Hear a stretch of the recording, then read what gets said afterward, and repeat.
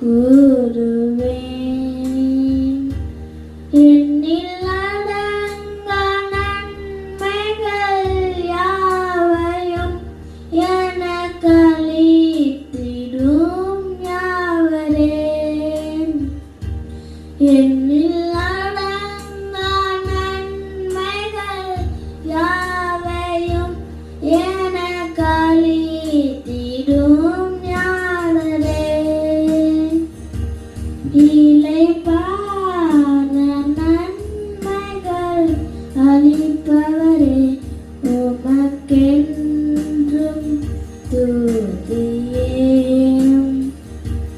நினைக்காத நன்மைகள் அளிப்பவரே, உமக்கென்றும் துதியே.